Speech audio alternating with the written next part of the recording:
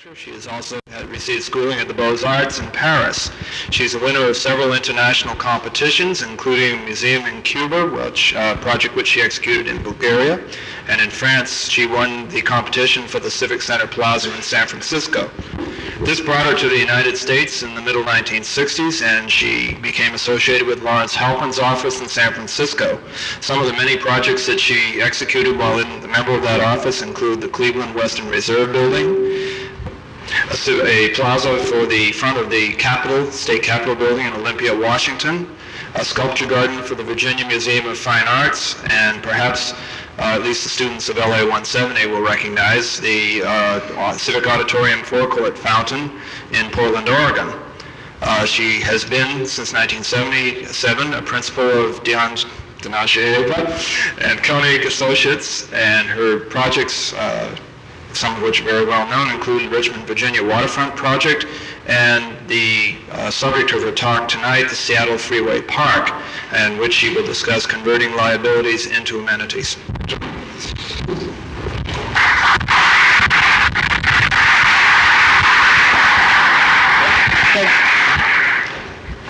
Thank you, Bob. I'm very bad with technical tools, so probably I'm going to miss this one that I have to put in front of me. Anyway, I'll try. Thank you for inviting me here, and it's a pleasure certainly to be between you. I love very much, although I am not teaching, I don't have a permanent position of teaching. However, I love to be between the young people in the profession because I feel very close to them. Sometimes I'm questioning how old I am and how actually sometimes I react like you, and I have pretty much a teenager, I don't want to say that you are teenagers, but after all, you are very young and I'm reacting very much like you do. So, for good and bad, sometimes I think that I should be more mature, but I'm not. And I will tell you now about some of my work, and I'm going to try to tell you about some of the projects that you know very well that I designed and that have been published.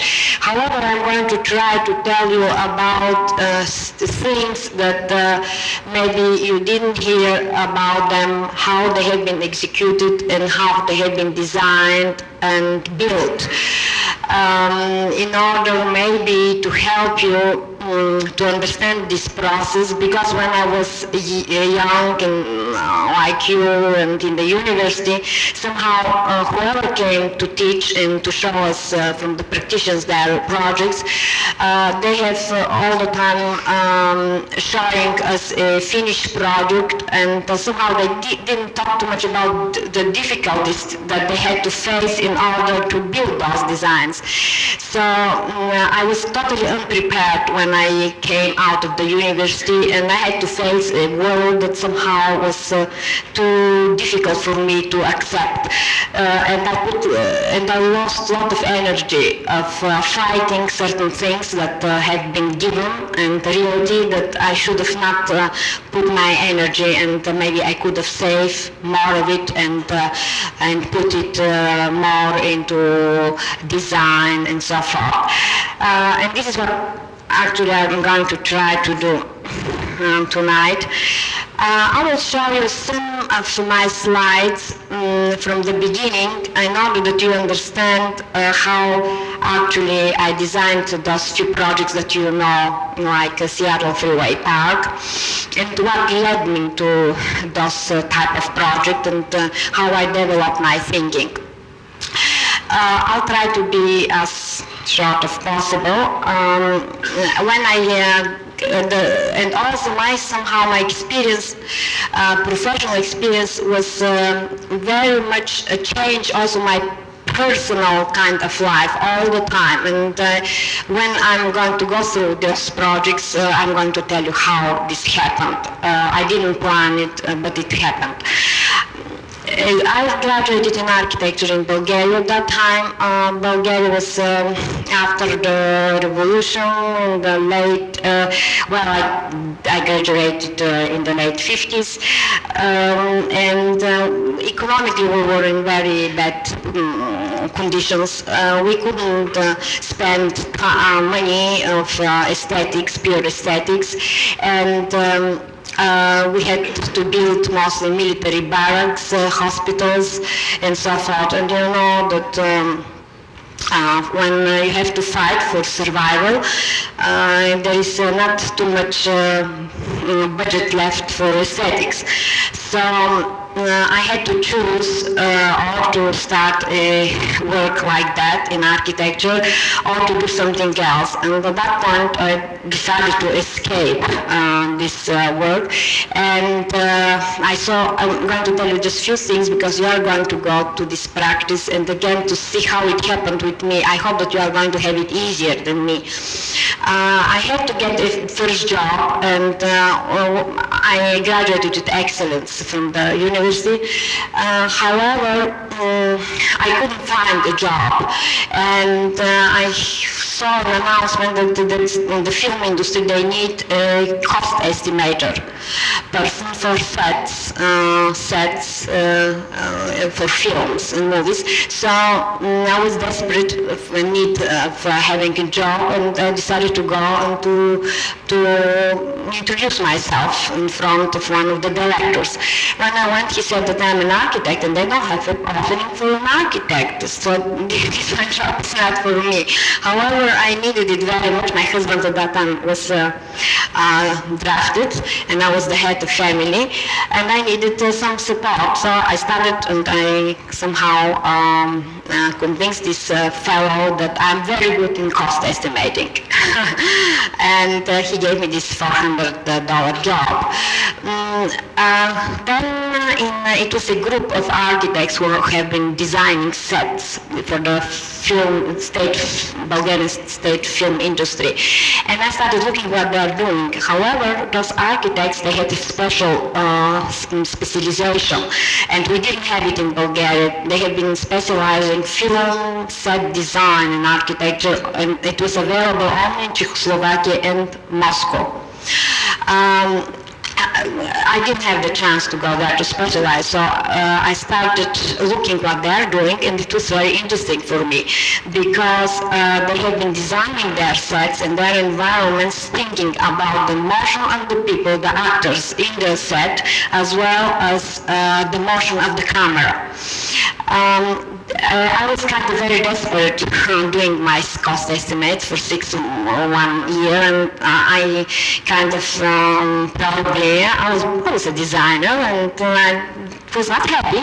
My mother, I remember I just crashed one day home and I told her, but I cannot stand that, what should I do? And she said, well, just stay. Sooner or later somebody is going to make a mistake and give you the ability or the possibility to design.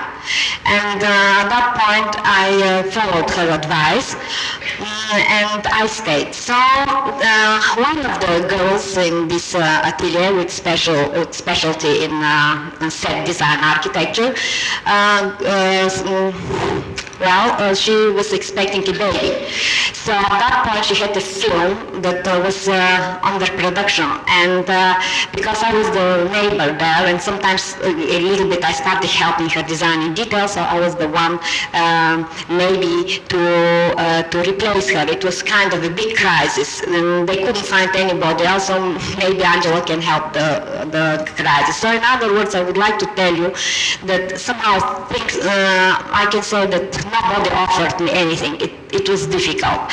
All the time there was a chance that was presented to me, and somehow I tried to use it. So I started designing details for the sets, and this intrigued me more and more. Then something happened with another fellow colleague of mine around that was in production with one of the films, and again I had to help a crisis to save, and I got the possibility to design few sets. And so forth, all the time it was something, then I was promoted to art direction, again because the art director of one of the movies was drunk, and was all the time drunk, and the movie would have collapsed, so I had to help this situation. It was kind of, when I think about my professional kind of promotion, was all the time something happened very, very special that helped me to go further. For sure, I had to be very patient. And I will show you now a few of the slides, and then I'll go to another period of time. Let's see. How does it work with the focus? Let me try it. Yeah. Do I? This is your focus. Yeah. From here I can. Okay. This is one of my very first sets. Also, I'm going to tell you a little bit how when you try to do something else that usually is kind of the first, you have pretty much to know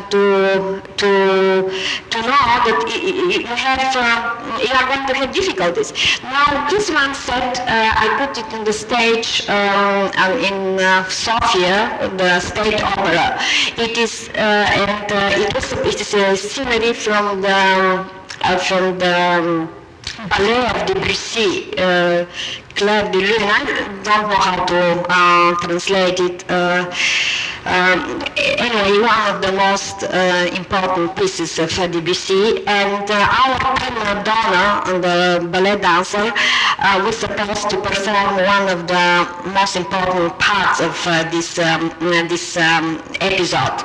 I decided to put the two dancers on special glazing of the floor, so that when the camera starts shooting this scene, it starts shooting, you can see this part that is very abstract of the reflections, and the reflections of the dance first, and then it opens it up and shows the two dancers. For example, this one set, when I did it, the prima donna, she came and she said that she cannot perform because she never danced on the glazing, and that if something happens with her legs, she's not insured, and she refused, and she was right, no question about it. However, it cost $1 million to the Bulgarian film industry if a set or the shooting in one day does not happen, and I was responsible about that. And I felt that in Bulgaria we had another thing. It cost $1 million. If you are sued for $1 million and you cannot give $1 million, you are going to jail. So after that, and she said, I'm not going to dance on this kind of platform of glazing. I felt that probably I'm going to go to jail. I didn't go anyway because we tried to convince her. She played, and this one movie got a special award in Moscow for set design. Now the next one will show you another. I don't think that here I can move it.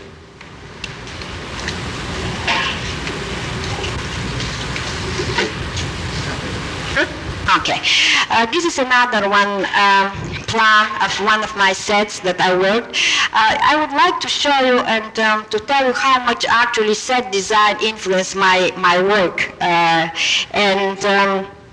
I learned a lot about movement, about composition, proportion, and so forth, because I was 7 years in the film industry, and at that time I made about 180 sets. It's a wonderful experience.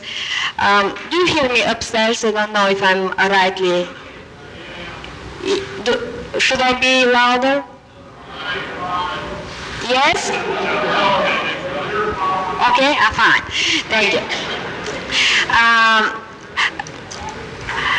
One of the beautiful things being a set designer is that you can prove your designs very easily, because when you come out of the university, you can have wonderful ideas, but proportion in space is a very difficult thing to judge from the drawing and even from the model.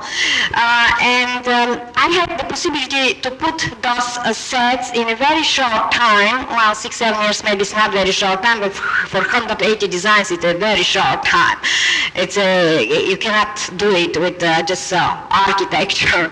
I don't think that there is one architect that can execute 180 designs in life. However, you can change them. For example, when they start executing your work and you find that, for example, a set, the proportions are not right, they should be more high or more wide or more long or whatever it is, you say to the crew, change it. Then you see the set, also the proportions of the set through the camera. And I can tell you that the camera is a very critical judge. It's much more critical than the eye. With the eye, somehow you get distracted and you are bribed. I have the feeling all the time when I look with my eyes, I'm not very objective because I tend sometimes to look at things that I like and not to look to of things that I do not like that much. So the camera shows you exactly your mistakes, and I believe very strongly that one learns mostly from his own mistakes. So I learned a lot about design from those sets, and here I'm showing up. I like you to think with me because it's kind of difficult. I wish that I had those movies to show you, but I like to show you how actually I'm thinking about designing. Those two lines horizontal upstairs, they very schematically show the corridor of a jail. The set is a jail. And from both sides of those two horizontal lines, you have to imagine that are the cells where the people are imprisoned. This is a political prison. This is during Hitler time in our country, the subject of the film. Then you have to those horizontal lines, on the upper horizontal line, you have some vertical lines that are actually the grills of the prison. And then those dots up are the actors. Up the line with the angles is the motion of the camera. So the motion of the camera is following the movement of the actors to a certain point here at left. Then this is horizontal only motion. Then at that point it takes a vertical elevator and follows the actors that are those dots that are moving through the levels. Here in the section you see this same kind of prison. The prison is open through the floor. It's kind of like modern architecture.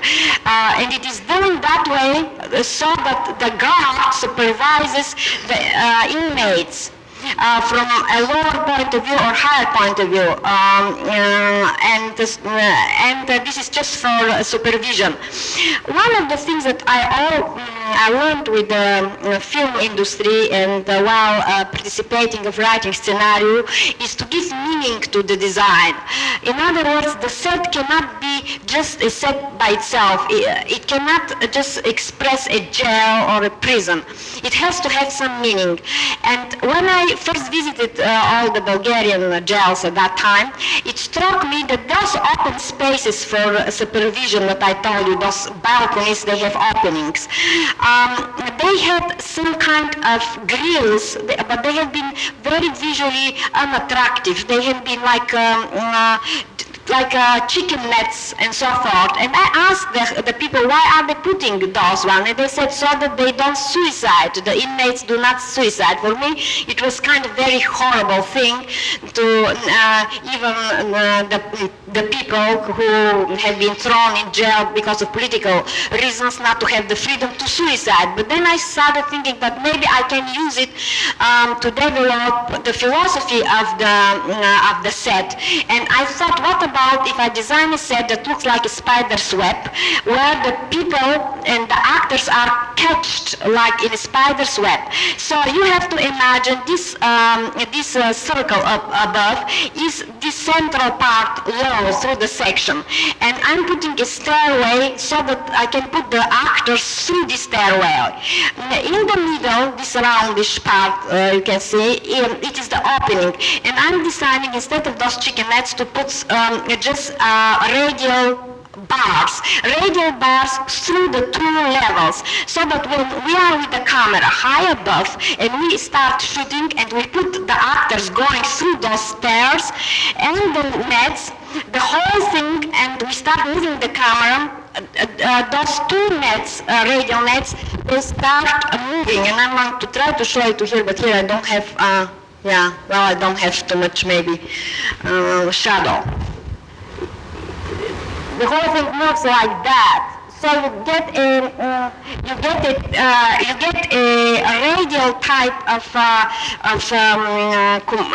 composition that's very kind of interesting and gives the idea that there is no escape. The people are caught in this spider's web. So this is one of the things also that I learned in the film industry, to try to give some meaning to my designs.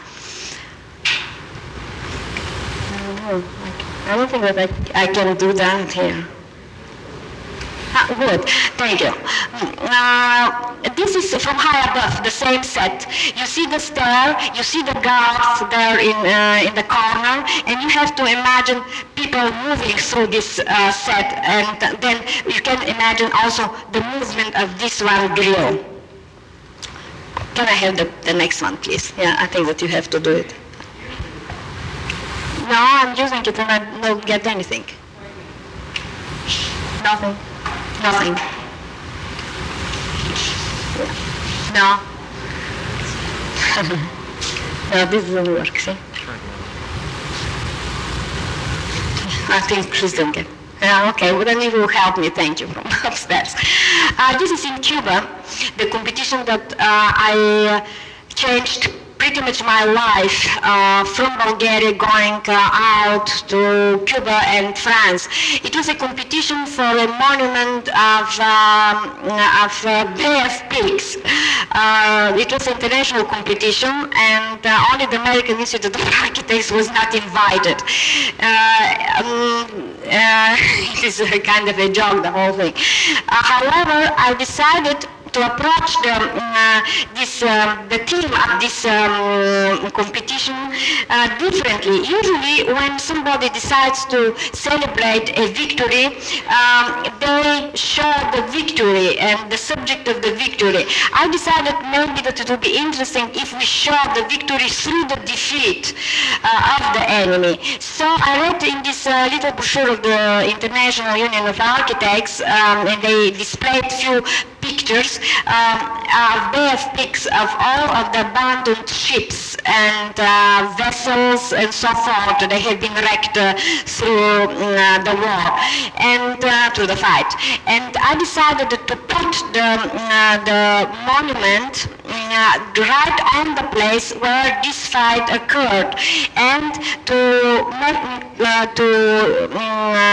their victory to be expressed to the defeat of their enemy. So I read that there have been 9 big fights, and that finished in the sea, in the Caribbean Sea, and those are those 9 elements, 9 concrete elements. Also another thing, and that are kind of symbolizing kind of destroyed arms and weapons. Also visually, also another thing what I thought is that usually when you have a monument, you approach it on a very static plane. You move towards a monument while just walking or maybe driving or whatever it is. However, you are in a stable position. Then I thought that if this monument is right into the water, the visitor should approach it through a boat, taking a boat. And if you take a boat and you have the movement of water, then you are going to get all the time a completely different composition. Also because of the elements that are in a very random layout. Designed. So it would have been, I thought, all the time in change a composition. This is another thing that I learned from the film industry and that I like very much. I do not like very much designs that are static and they're all the time the same. One of the things after when I made the change going and working more with landscape elements that I kind of liked more maybe than in set design was the use of plant material, because plant materials is seasonable, has a seasonal change, especially in your area. Let's get to the other one, please. No, does not work. Yeah, thank you. Okay, this is the museum that kind of I wanted to look like a tent again in a battlefield, and this is just only the roof that gives the light of the building. The building and the exhibits are underground. Let's do the next one. No. I don't have it. I think that just maybe you just go the moment I stop and I'll appreciate it. Otherwise we'll make it very slow. Once I did this competition, I went after in Paris and I decided to study in Beaux-Arts. And to get more specialization in art, I started working in Paris as well as studying. It was a hard kind of time because I didn't know also the language. And I had a big cult about Paris and France because of, again, my family that spent a lot of time in Paris, in the museums and so forth. However, I was very disappointed. Architecturally, at that time, they had not been doing too much. This was in the 1965, 63, 4, and 5. They had been copying American architecture, modern architecture, and it was a kind of a very vague copy because they didn't have the technology to do a good job. Also, they had been paid by the budget of the building, so the higher the budget of the building, the higher are their fees.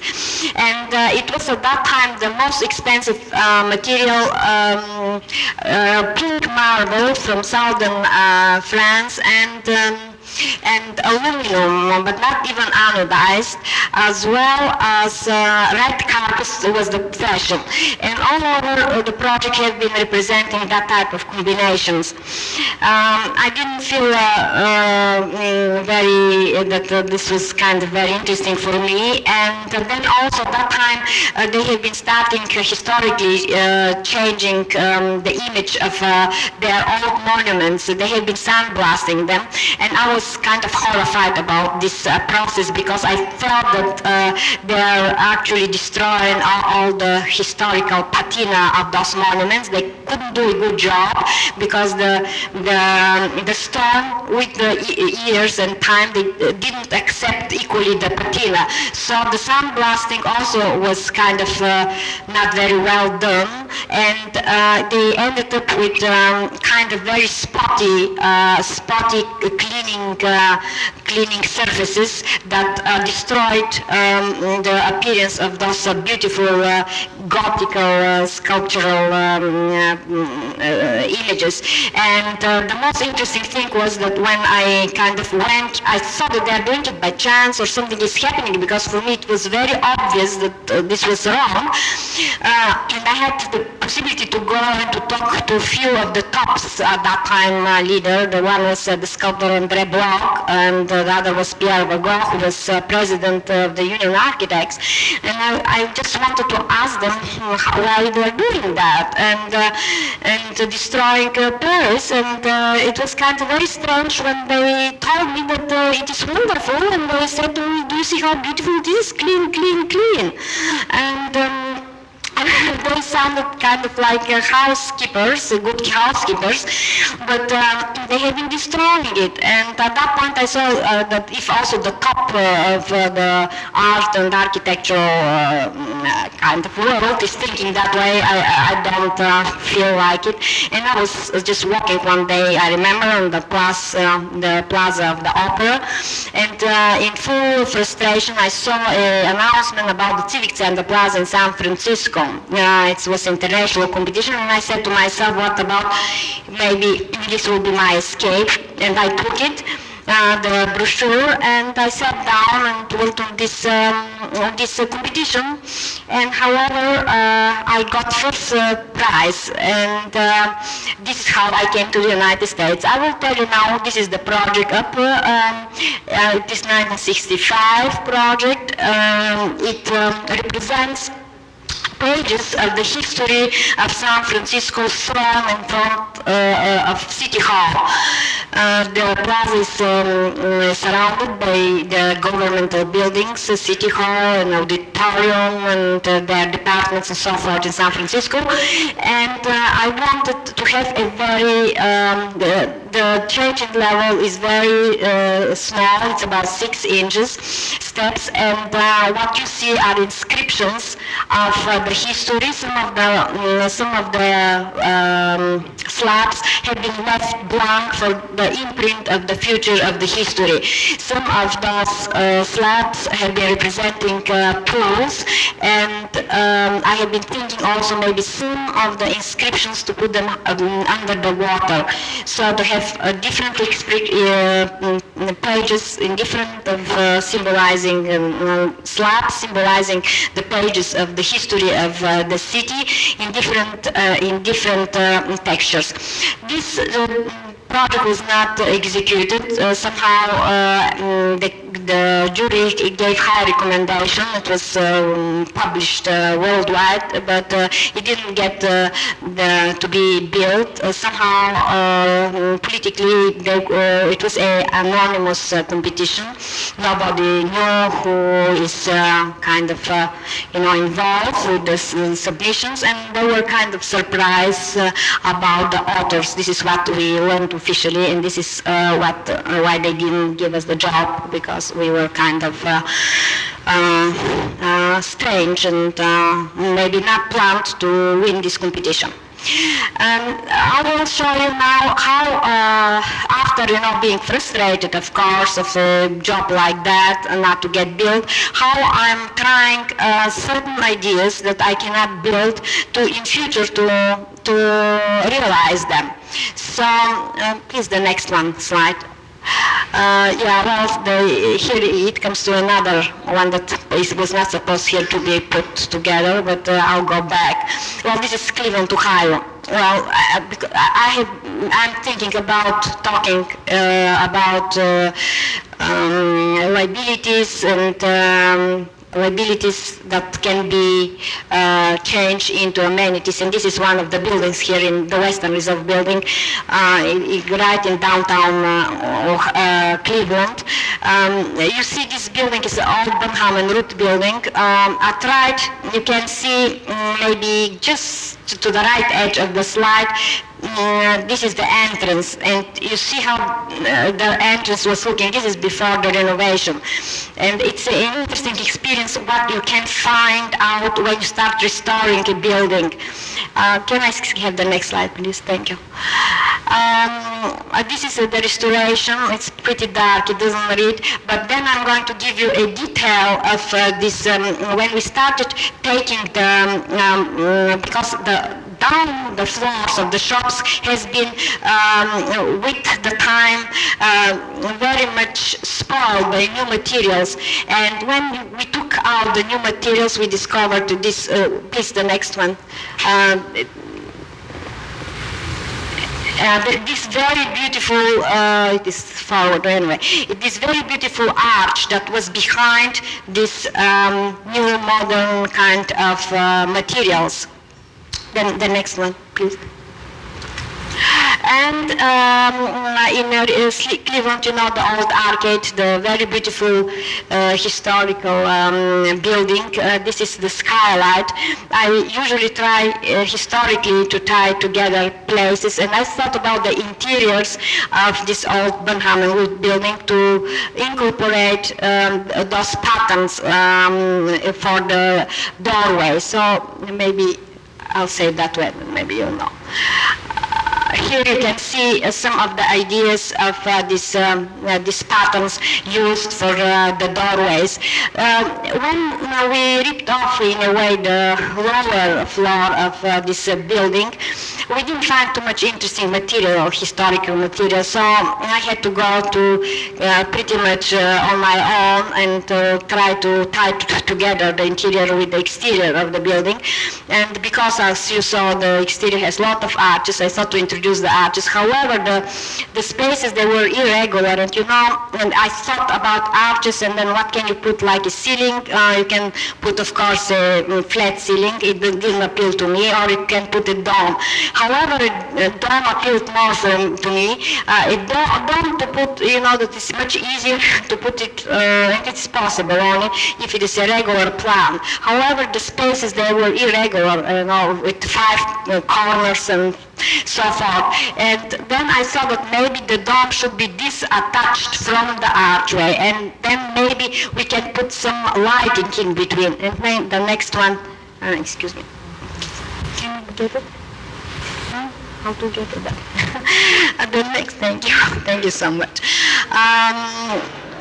The next one shows this upper part, how the dome does not touch the arches. However, in perspective, it occurs like part of the arches, and it gives the possibility to get the lighting. And then you see these patterns that I used from the old arcade. The next one, yeah.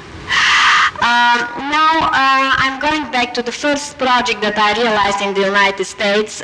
This is the Portland Auditorium forecourt, and I'm going to tell you again about it because I was hired to design the Freeway Park because of this one project. And this one site, when I went to see it, I have one thing that is kind of a weakness in me. I'm trying all the time not to do it, but it's very difficult to change. Here is, you have to imagine, so I'm all the time cutting a certain environment that I do not like. For example, the auditorium itself, it's here on the right side. The waterfalls are facing the auditorium. It's a very horrible building, and I just don't like to have it in my slides. But I better do, because otherwise it's kind of difficult to explain things. However, you can imagine a new, very unpleasant building, and I have been presented with this site. So the main entrance faces those waterfalls that I designed after. But when in the main entrance, I felt that this plaza should be, of course, it's forecourt to the auditorium. It has to relate to this building, and of course the main entrance is the most important pie visually with the space. So when I was on the, no, please if you can get back to this one. When I walked out of this entrance and looked at the site, I was kind of very surprised, because here you don't see it very well, but in actuality this site slopes in diagonal, so that if you go here, you get out of this entrance, you see a site out of balance. You have a site that it's tilted that way, and it is a most unpleasant thing. You feel dizzy. And I thought, now this is one of the visual things that I have to do first, that how to compensate this. And then philosophically I thought what it should be, this plaza.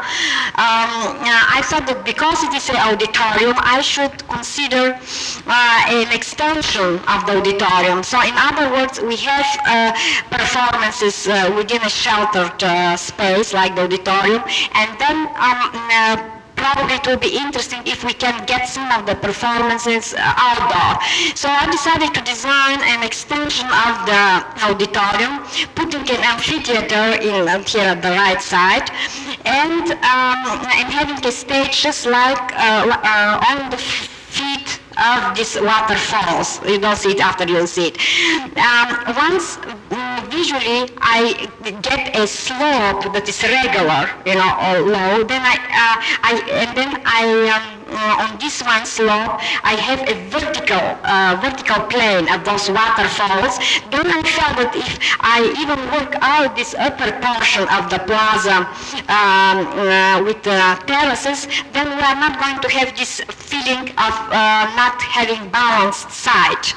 I'm going to work against it, and it works. I don't think that there is nobody else who complained about it.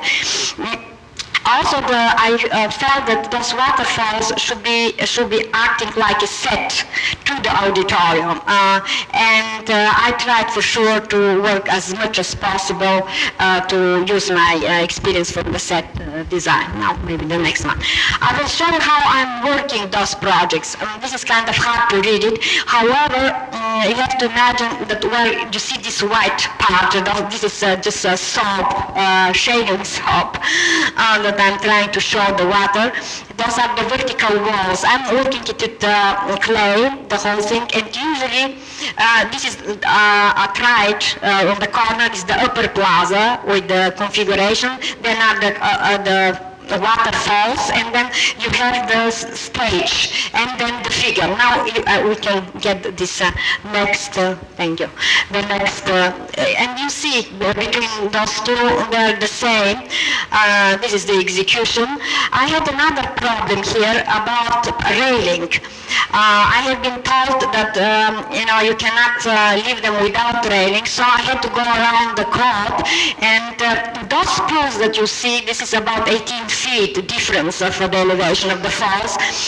They're parapet walls all around, and they're pools that are 42 inches exactly within the court deep. So actually when you are on this high ledge, and you get there, you are to that point into water, and here is the railing. However, above the railing we have about half an inch to 1 inch of water. In the building code there was no mentioning that parapet walls and railings are not legal if they're underwater. This is how this part got approval. Now we can see how people are using it. I try to put them behind the water, and now we can go very fast. Behind the water, no, this is the previous one, yeah. And the next one. Should work, thank you. Great, it works. Here is the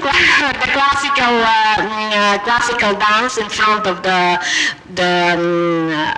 curtains and in front of the set design. I was very happy when I saw people perform without it is their own initiative. They started being creative, and they danced, and they're doing it. They're dancing Spanish. One thing, for example, that I would like to tell you, you see those slabs. Those slabs, again, to tell you that when somebody else does not like to execute your project or your ideas, do not get a big frustration, because this is a temporary thing, and you can all the time use many ideas in one or other way. So you see this same composition from the Civic Center Plaza executed in Portland, Oregon. Here you have different events. This is one of the weddings that happened, and the groom is behind the water. The bride is with the pigtails tied very close to him. He's behind it. Then you see again excitement and using it. Here you see another thing. I'm trying to put people behind the water. I have been all the time very much liking the French Impressionists, and I have been thinking I like very much to use artwork, I think, to make it more, how how to call it in English, difficult, to make it more popular, not to be just only displayed in the museums. I love personally very much to be in the museums, but I think that art should get much more exposure than the museum. So I'm trying here to, like the French Impressionists, but to work with images of real people who are dancing and performing behind the water, like Turner and all those Monet had them, with the watercolors, and I'm trying very much to go into this direction. Also, another thing that I do like is that environment, as I said, like from the set design, to have different images. This is when the water is not running. Here I'm playing on the effects of reflections only.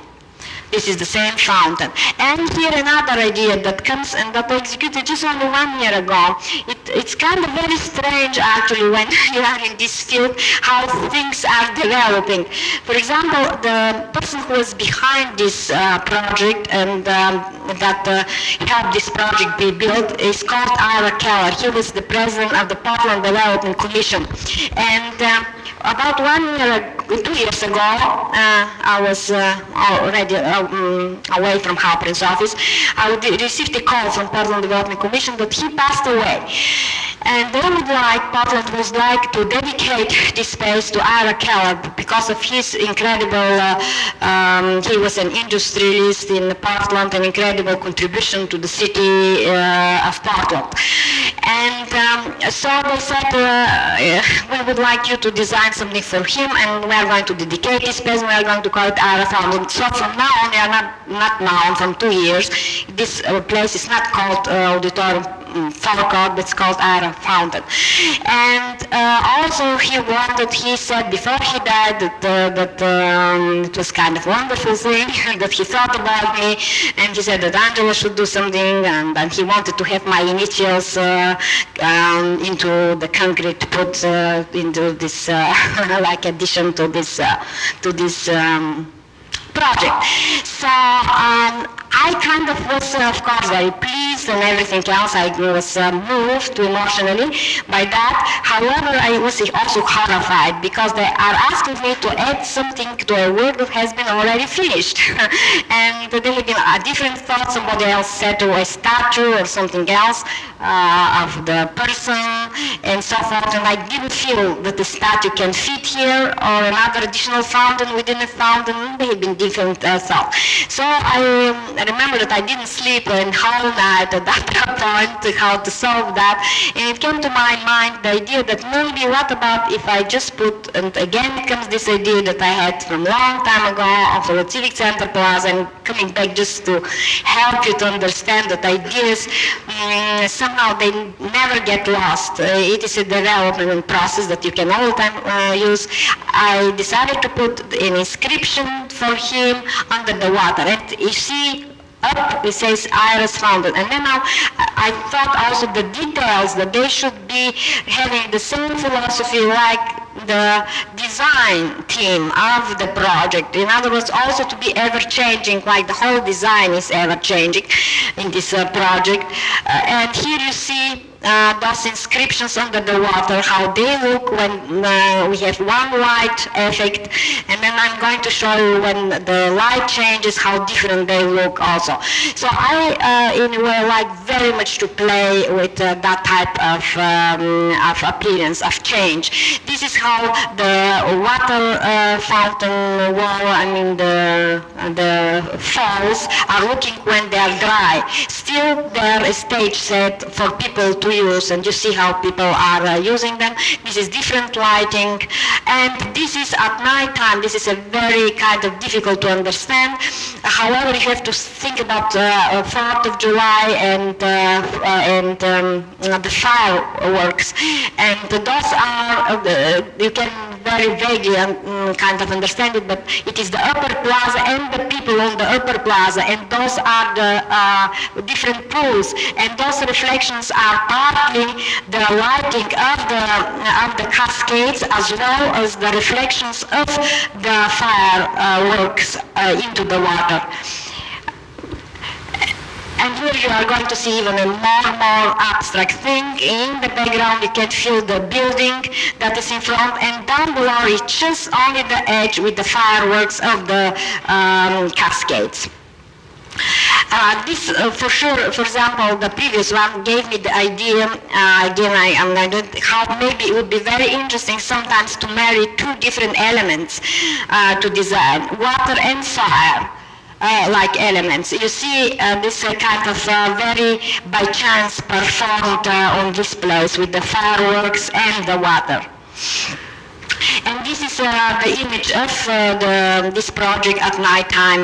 Again, it is kind of my set design experience that I have, and trying to get a different image of the same environment. This is, however, with the set design and other few projects, I felt more and more strongly, and looking at the urban environment, that I should put my efforts of trying more and more to change liabilities into amenities. So this one project we did about 2-3 years ago, and it is in Richmond, Virginia, the riverfront. This is a liability that we tried to convert in amenity.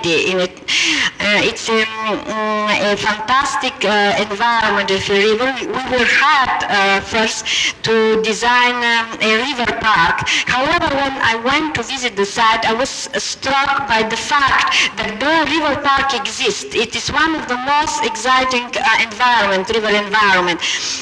Naturally, what is happening at that point is that there is a fall line by 120 feet fall of the river at that point, and this creates a lot of rocks, a lot of islands, and so forth. Also, it is about 3 blocks downtown. However, people don't know of the existence of this river, and I didn't know also, although I designed, and I had been about 5-6 years before I got this job in Richmond, Virginia, designing the sculpture garden for their Museum of Fine Arts. And when first I went to see this, I was really struck. I said, they have this river park, we have not to touch it. Let's only try and get access to this river park. However, this was one of the most difficult things to be done, because already this river has been cut off from downtown through an expressway, through a trestle that you see running along the shoreline, through industry, and through a flood wall that right on this time has been planned by the Corps of Engineers to create another barrier between the city and the river.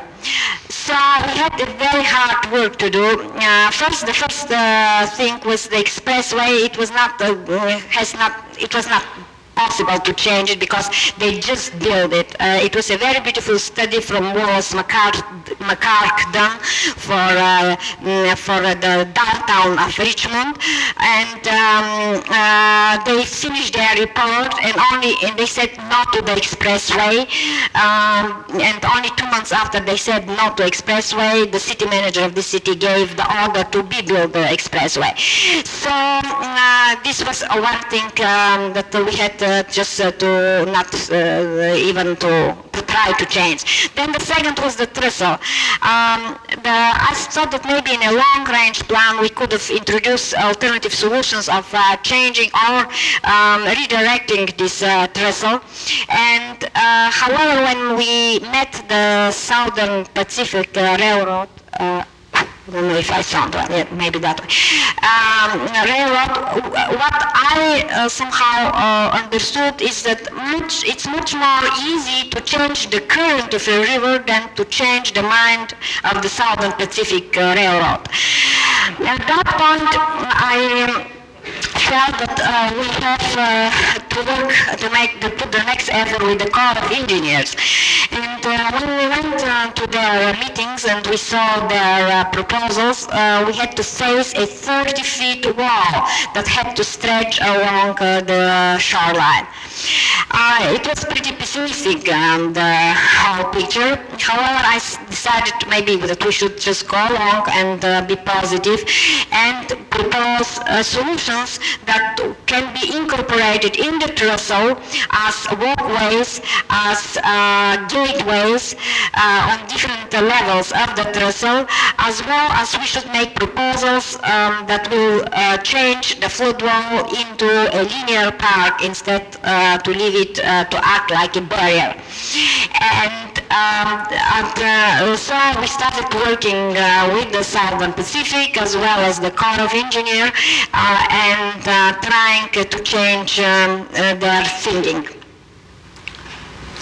Here I would like to show you this river that I personally gave the title, The Vanishing and Returning Gardens of Richmond, because I felt that it's a really incredible phenomenon that's happening here. This river floods and the water are high. The islands disappear during winter time, some of them, depends on the year. And at summertime, the whole thing comes back, and it is an incredible river park in ever change. And as you see by now, and as you know me, I like in change environment, and I think that it is superb. I think that they have already their beautiful, you see the white cascades, and they don't need any artificial fountains and anything else, and they have their sculpture. This is a part of their beautiful rock formations that are looking like Henry Moore sculptures. And those are their fantastic fountains right in downtown Richmond. And then here it is just to show you this project that I did for Richmond, Virginia, the sculpture garden. And far in the end, you see Henry Moore sculpture where those ladies are just chatting. And this one sculpture, for example, it cost about $1 million. And I thought when I went to this riverside and I saw those beautiful rock formations that are free and displayed and ignored, I felt that it should be moved for sure. It should be made the move to create a fantastic natural sculptural garden for Richmond, Virginia. Those are some of my sketches just to show you how I'm working. Even when it comes to big scale work, I'm usually making sketches. They are very fast in all pastel and showing what it could be. This is Richmond, Virginia, the high-rise building. They have been incredible absurd situations. For example, this high-rise building sketchy that you see, it was just under construction and it was supposed to be about $150 million bank building. However, they oriented this building not toward the river. Toward the river, they put three big accesses of their service. Banks, they have those armored cars and kind of very military looking. And then they put all the service area towards this fantastic river, while the main entrance, they put it towards the expressway, that it is just adjacent on the other side. And when they put the main entrance there, they looked at, we are going to see actually the expressway. So then at that point, they decided to put the cover of the expressway because to save the building. Those things in planning, you are going to see them happening a lot of time. One of them, and I'm not going to go through this project because it's a very long story, but we propose different scenarios. One of them is just to, because it floods, it has a big flooding problem, Richmond, Virginia. The floodplains maybe to convert them only in parks. However, this is not very feasible. Or another scenario is to keep the river park just within the islands and part of the shorelines, while the very expensive shoreline to devote to residential, commercial, and so forth, different uses. I'm going just only to go to the flood wall because this is a very long subject, and to tell you about the flood wall. This is at right, what you see, the red indication is the flood wall. We tried to create a linear park within it, and also here there is another thing that Richmond is a very historical city, as you know, the Civil War and so forth. There are beautiful buildings left from that time, the Prediger ironwork buildings and so forth, and also the Washington Canal, George Washington, who tried to, in a fantastically ambitious project, to tie the Atlantic Ocean with the Ohio River. It has never been realized. However, part of it exists, and part of this canal has been demolished with the expressway. So this is what it shows, all those canals, type of sites, and so forth. We're going back to the trestle. You see the trestle and the relationship. The trestle actually has a lot of character, and the relationship with the returning gardens. At that point, different proposals, how we can put, you see, up terraces that we can use for bridging towards the river garden, or different levels of connection, pedestrian connections. The ruins from the old Prediger Civil War ironworks.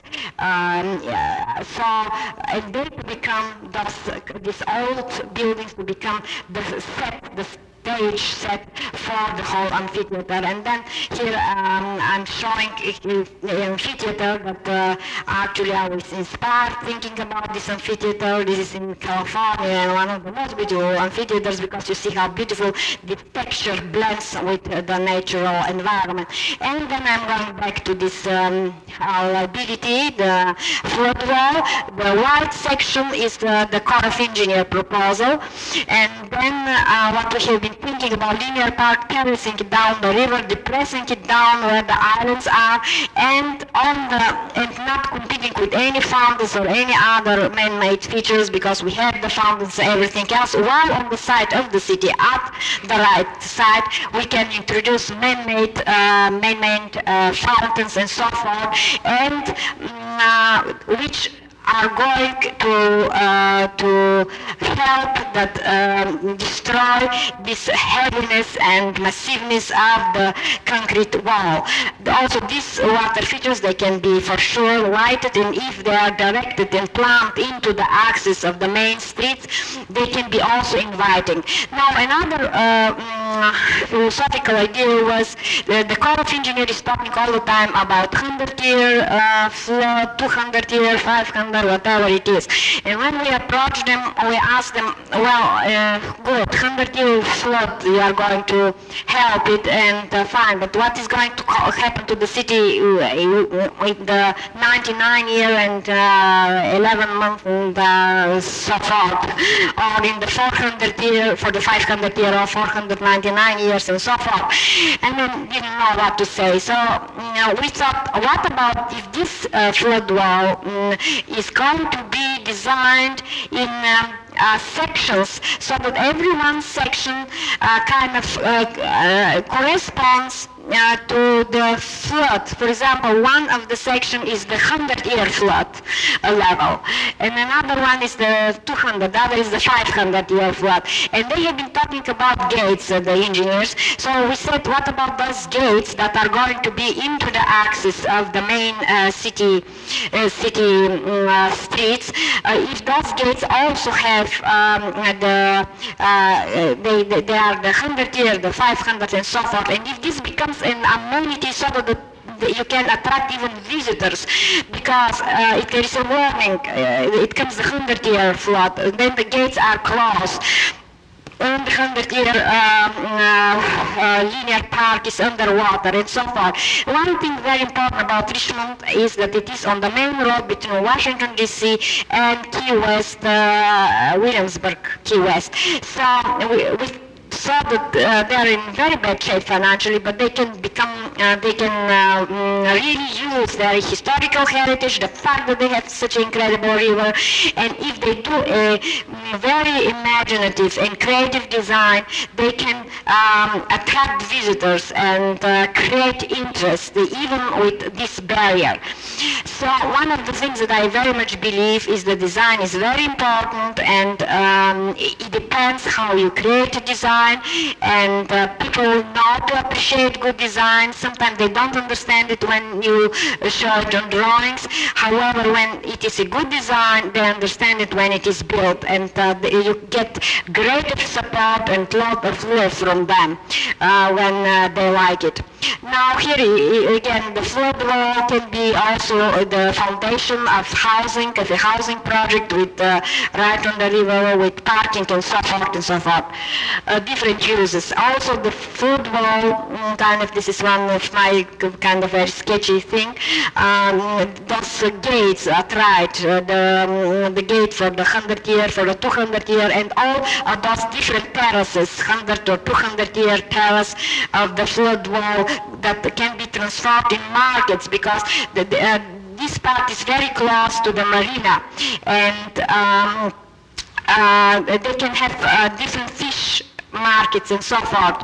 Now I'm going to this subject that you kind of were interested to hear, but I kind of felt that I have to introduce to you to that point how my thinking was and evolving, and in order to tell you how actually I designed this one project. Now, when I was hired, they called in the office that I was working, Lawrence Halpern Associates, about who was the designer of the auditorium forecourt fountain. Because we would like, we're the city, and so Seattle would like to have something even more complicated of that. So this way I was hired to do this job. For sure, I have never designed the Freeway Park. One of the things that I usually do like in my experience to do is to try things and to make them work. This helps me because I get very stubborn if somebody else tells me that something cannot be done. I do not believe in that. Sometimes things are not getting done because people are not supporting them. However, I think that if man can go to the moon, pretty much we can do a lot. When I got this project, I couldn't drive. I'm scared to drive. I got my driving license just only 3 months ago, and I'm very proud about it. However, maybe this helped me because I didn't drive, and I will tell you why. I was standing here is the Hilton Hotel when I got the project, and they said, well, you have to design a freeway park. It has never been designed. I couldn't find any literature to look about it, and I started thinking what I can do. Usually the concept comes pretty fast for me. However, from the concept to the execution is a very long and difficult road, usually. I saw that the city is planning a high-rise building. You see this hole there, that they just are excavating. And then on the other side of the freeway, they have been planning a garage structure. What they did, the city was in the early 60s, they constructed this freeway, and actually it is a ditch of pollution, of traffic, and it separated the two parts of Seattle. The high above the residential part with the business district. So very soon they realized, actually 2 years after they built this ditch, that they have done a very horrible thing to this city and it cannot function. At that point they had to do something, and they decided that they should bridge it. And they got a bond issue. People supported it, and at that point they decided to hire somebody else to do it. Yeah, I can do it, thank you. Well, I was sitting again high above, and I was looking at the freeway, and this is my very first sketch. I thought about this high-rise building that's going to be put on the right side, and this is the whole thing. And I thought actually how wonderful it would be if they bridge not only one part of the freeway, but also entirely, but also if they suggest and they make in the future different terraces that are partly covering the freeway. And then I started thinking that actually it could be very, even visually, the one thing is that physically it will improve the connections and pedestrian connection of this between downtown and residential. But then I thought from a visual point of view that it could be very interesting. It can be like a necklace floating over, can be developed like a green necklace floating over the freeway, and it can become one of their main major parks. So with this idea, I started developing the concept. Here you see how actually there are two parts. The dark one parts are two garages in the hands of the fellow, and then it is and then you see the bridge, and then you see this part that is hanging with the dark shadows that is hanging over the freeway. Usually what I do is I have been pretty idealistic so far, and when I get a job, I never put it too much on the, how to say, I never weight it financially exactly how well I will benefit out of it. So if I see that a city hires me for a part of the job and that it needs extension, this project, even if I'm not saying that you should do that. I don't think that's maybe a right thing. However, usually I'm extending it, and if I'm not paid, I'm not paid, and usually I'm not paid for that.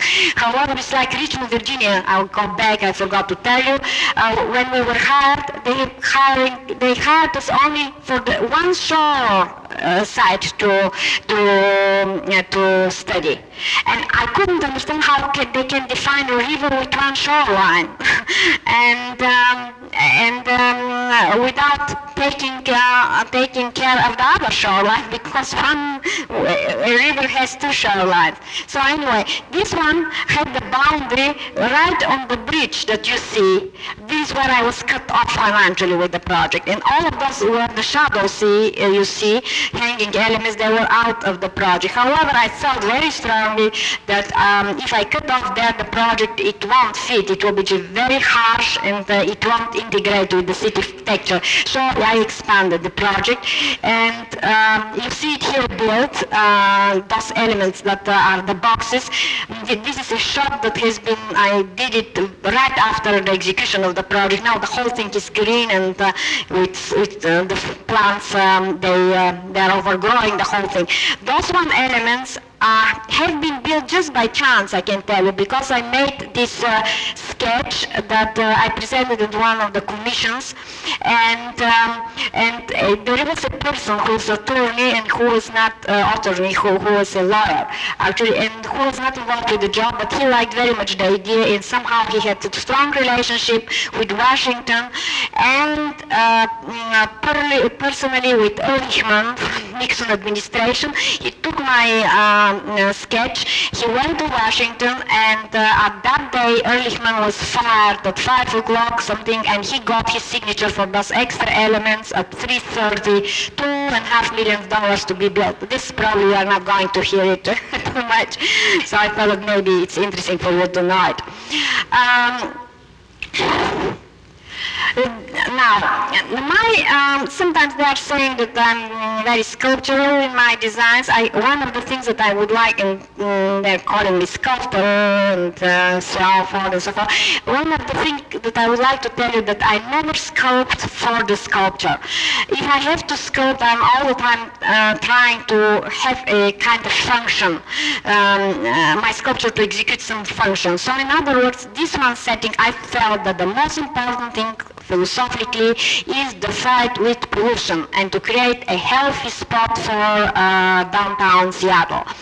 And the first thing, Seattle, Northwest, we don't have sunshine.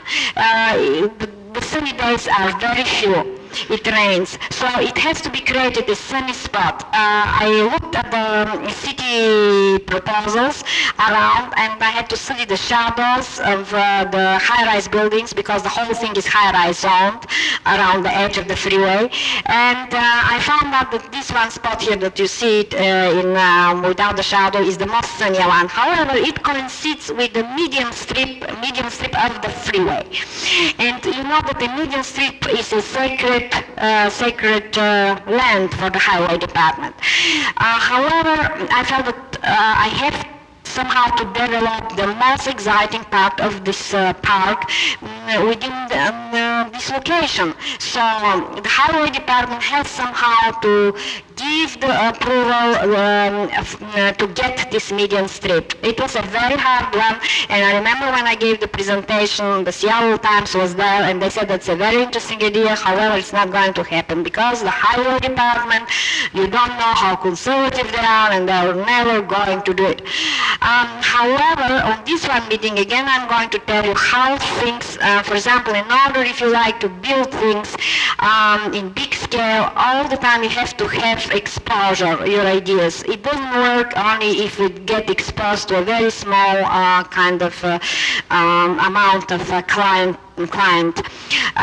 In this meeting where everybody said that's never going to happen, there was this one person again who helped with the extra elements, who heard about it, and who arranged a meeting for me and Governor Evans, who was governor of Washington at that time, and the director of the highway department. At that time, I didn't know the language. This was 10 years ago. You see me that now I don't know it well. At that time, it was a tragedy. And I said how I'm going to explain that. This is impossible. They're not going to understand me. The governor, how can he understand drawings? So anyway, I took my drink. They said, oh, you have to do it in lunchtime because he does not have time, so he's going to eat. It is a special home, I forget the name, how you call those special places for governors. Yeah, very special place and elegant. Anyway, he's going to eat and you are going to talk. So anyway, I have been served, and I remember I had cherry jubilees, but I didn't taste it until now. I cannot tell you how they tasted, because I was so excited, and I showed him everything else. However, Governor Evans was an engineer, so he understood wonderfully what I'm talking, and the director of the highway department was there. He was kind of very surprised of the whole thing, and probably not pleased, but the governor said, yeah, it is right. This is our sunny spot. This is where we can have a shelter for the people.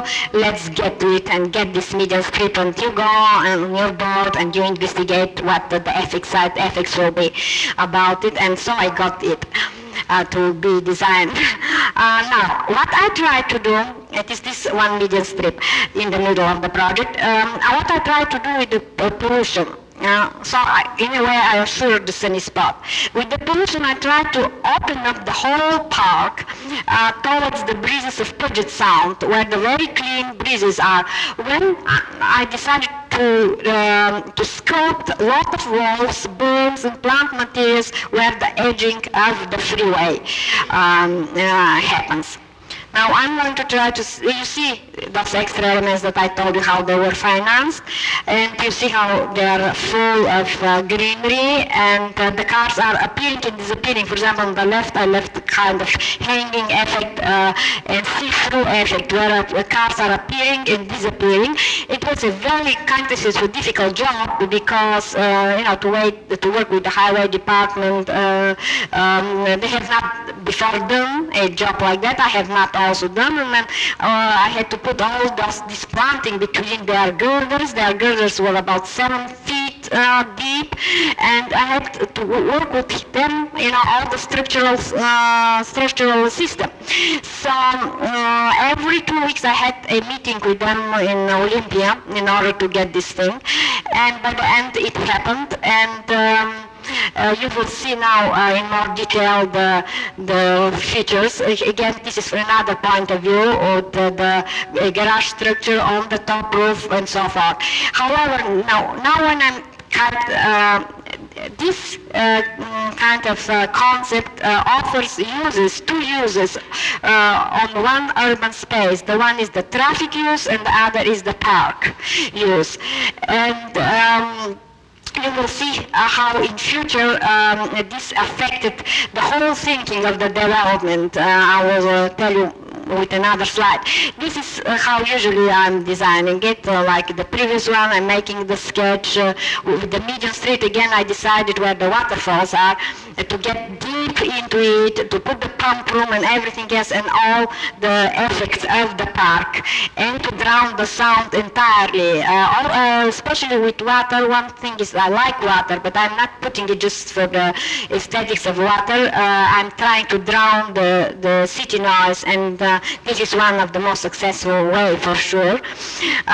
Those are different point of views towards the median strip or the canyon and the fountain that after I designed. Here is the sculptural kind of clay model that I did in clay. Usually I'm doing it in first the oil pastel, then the clay, then I'm taking all the measurement myself because when I take the measurements of the configuration, I do like to change certain things, so I don't like somebody else to do it for me.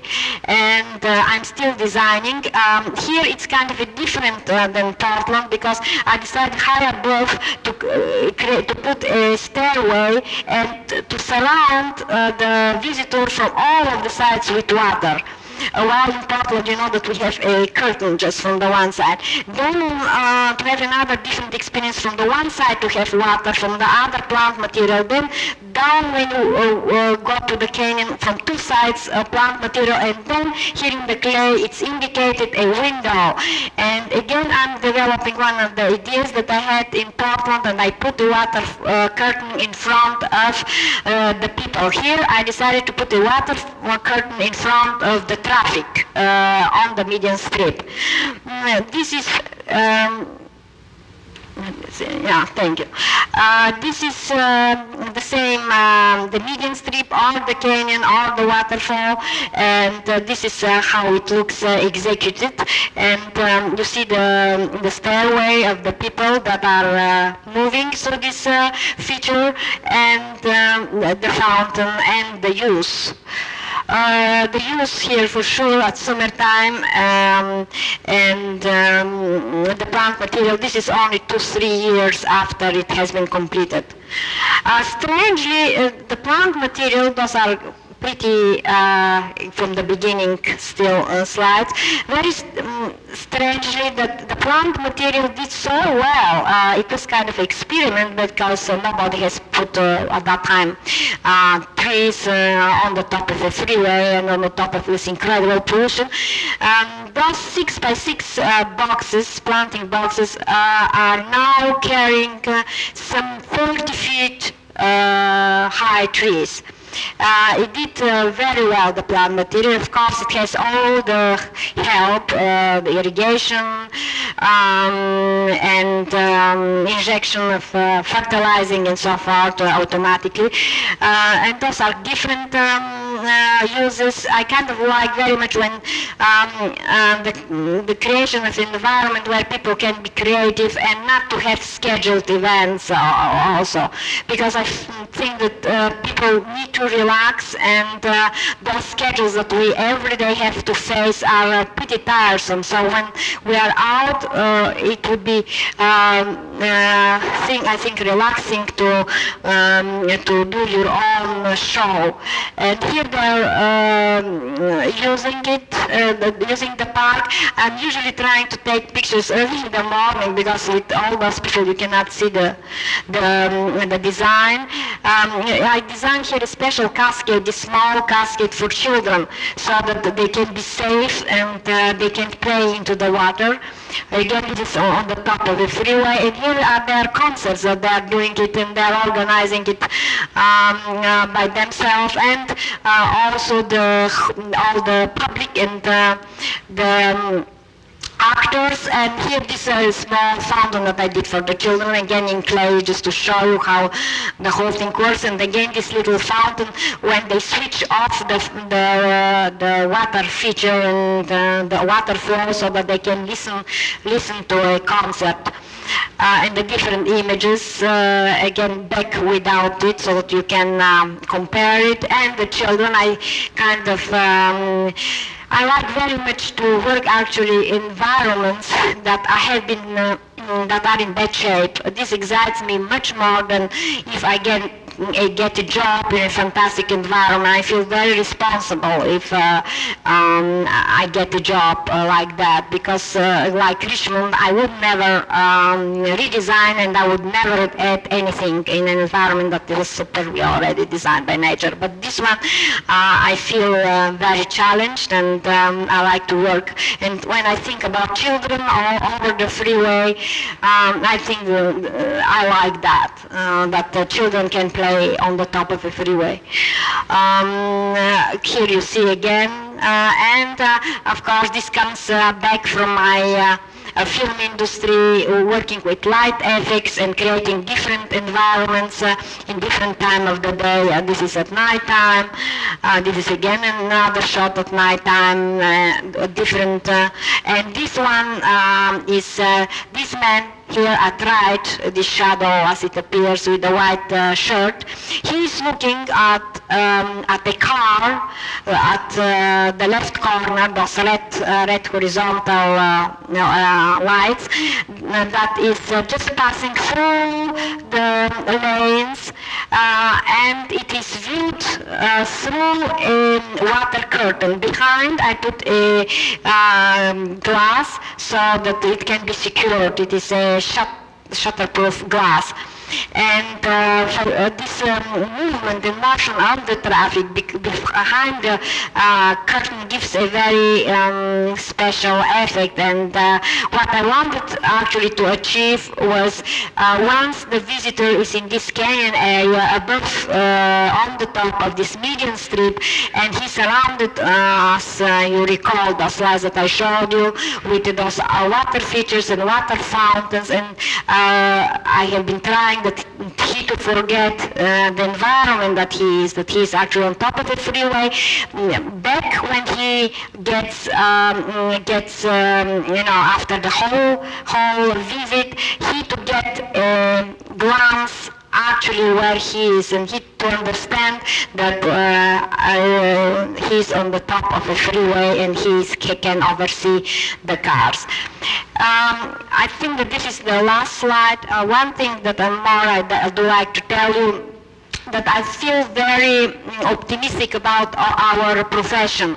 I feel optimistic, although we have to face few kind of crises. The one is the economical crisis, the other is the crisis with the gas and oil or whatever, with the cars, and people are very upset.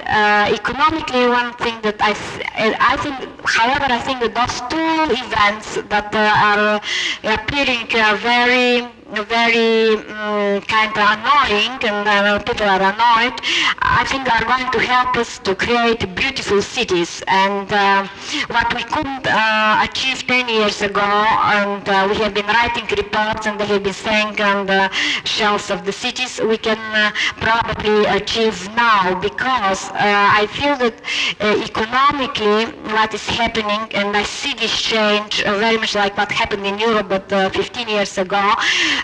The women, they have to go to work. This is how it happened in Europe, and this was not that much an emancipation, problem of emancipation, it was a need. Just one salary couldn't make living. So we had to go to work, we had to go to the university. It was very, very simple. So our mothers, they had one life, we had another one. And here I'm seeing also this change, and women have been mostly, like for example in the Bay Area, living in marine and so forth, and raising their children. Now they're starting going to the city, and they like to have a good environment. They like to live into the city so that they can control more their families. Because if you work in a city, you would like to also to live close to the city so that you can maybe in a crisis call at lunchtime and see what's happening. Also, this fact will help because you know that your mothers and so forth, sisters and everybody like to have a beautiful garden. Now they like to have beautiful parks. It's not only that the men would like to have good parks, they like also, but it becomes a team work. So everybody likes to have beautiful parks, and this will help very much to improve our cities. And also, I think that the fact that we don't have oil and we don't have gasoline will make people to live in cities, because sooner or later is going to happen. In California is happening, in San Francisco is happening. I have been commuting through the Golden Gate Bridge 10 years and polluting the Bay Area accordingly. I'm now decided to work where I live. About 4 or 5 offices opened just recently in Tiburon, and other people went to live in San Francisco in order not to commute. And I think that and all of those liabilities that we had, like parking lots, like freeways, are going to be a saved kind of space that we have to think how we can use. Like parking lots, we can create beautiful parks. Like freeways, we can create multiple use of urban space. Like, for example, Seattle now, everybody gave before the back of this liability. Nobody wanted to live around this freeway. Now there are 5 developers fighting for the site adjacent to the freeway to create housing. So I'll be very surprised if I'm not right. I can foresee a lot of work for all of you, and I wish you the best and to be as creative as possible. I was very happy to see my colleagues gave me a sightseeing tour here around your studios, and I saw beautiful ideas, wonderful composition from the first class students, the early one, and I would like to wish you those beautiful ideas, not to leave them behind only in the university, but just carry them, don't forget them, and work on them, develop them, and build them. This is my wish for all of you, and I thank you very much. I hope that was not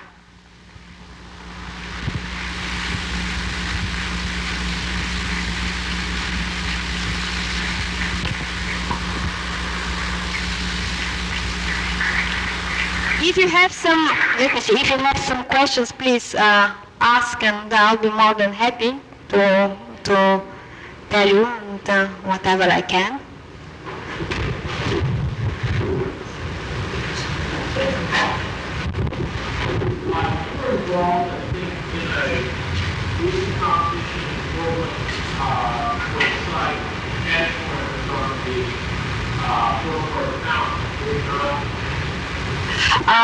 Columbia Place? Yeah, it is a site adjacent to the forecourt. Yes, I was.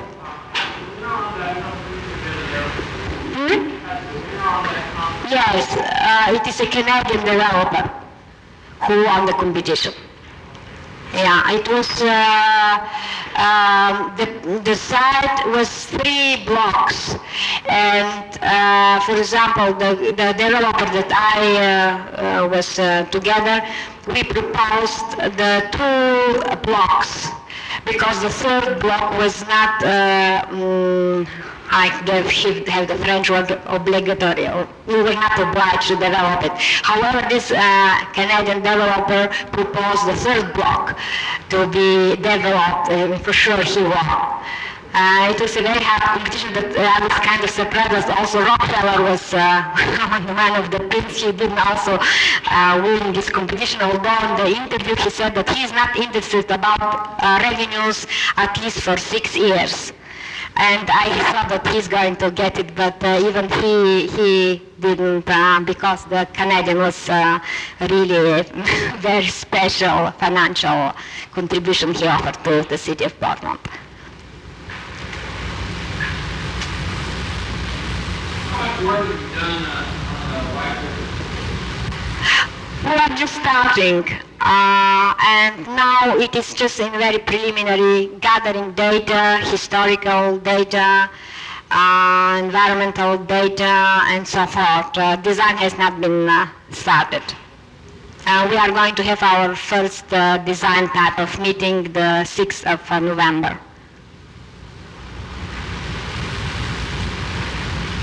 Yes, please. Have you had much trouble with the city government to introduce the idea of participatory town where you want to go in the water It was very difficult, and the first one, with the second and third and fourth, it was not, but with the first one, Portland was difficult, and it was because of Ira Keller that I did it, because when I presented it, they were kind of very upset about the whole thing, and they didn't want to have it. So, but he personally came to San Francisco and told me, just work and I'm going to work it out. Don't get upset about anything. I'm going to do the selling of the job. So, and this is why I'm very glad when they gave the name, because it wouldn't happen. What I feel strongly is that we designers, we can propose ideas, we can give everything that we can, but if there is not a client who will really do the job, our ideas are going to be just on the board. But still, I would say do not throw them. Just leave them for a next project, because it might come another client who is going to develop it. So don't get frustrated. And the main thing I think in our profession that we have to love our profession, because if we think about business, we better go in another profession. If we would like to be very successful in the traditional sense of success, it is not the right thing, I think it will be much easier in another field. But if you like it and love it, nobody can stop you.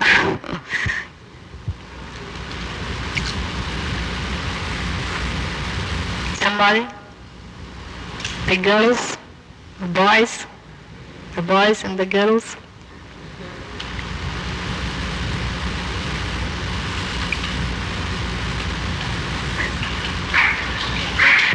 Thank you. Thank you very much.